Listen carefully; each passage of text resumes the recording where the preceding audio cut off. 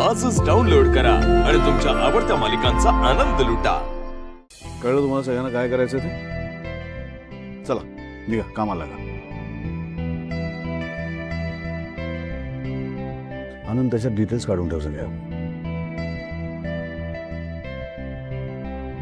हा अंजू थांब, त्या जागेचं बोलणं आपलं अर्धवटच राहिलं। दादा सोडते, मी बघतो। नाही असं कसं, 50 वर्ष त्या जागेवरती कोणीतरी राहत असेल ना? का नुसतीच पडून होती जमीन? नुसतीच पडून असेल तर ठीक आहे, पण कोणीतरी राहत असेल तर मग सोडून देऊया आपण। अरे दादा काहीच उपयोग होत नाहीये। उलट एक मुलगी आहे, ती हक्क सांगायला लागली आहे त्या जागेवर। स्वानंदी, हा स्वानंदी कोणीतरी आहे।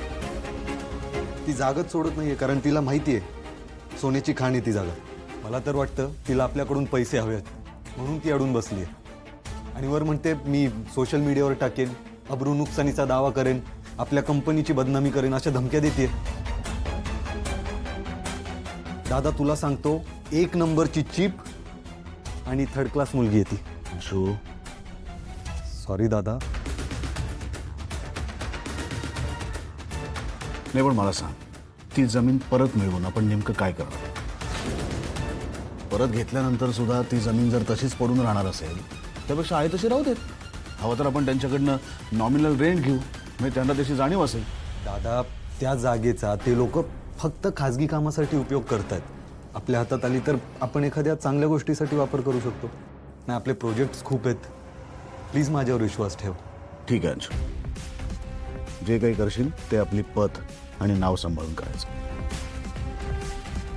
आपल्या राजवाडे कुटुंबाशी बदनामी झालेलं मला चालणार नाही। त्यापेक्षा खूप कटकट होत असेल तर सोडून देऊया आपण त्याचं नाव।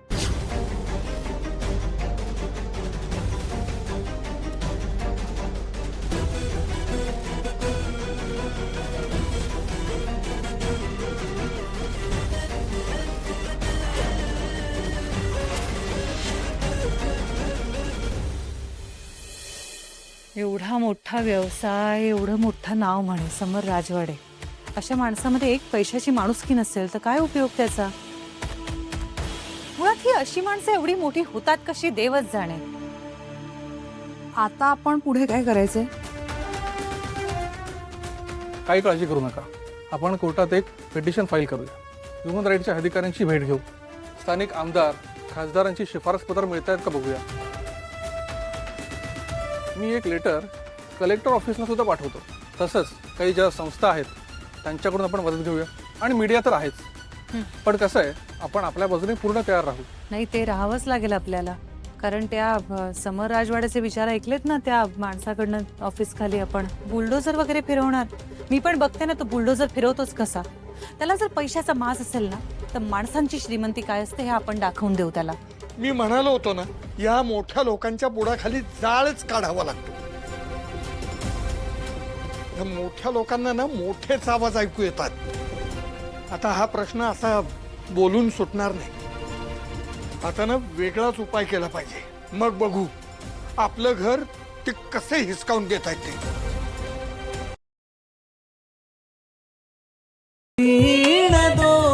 दोघातली तुटे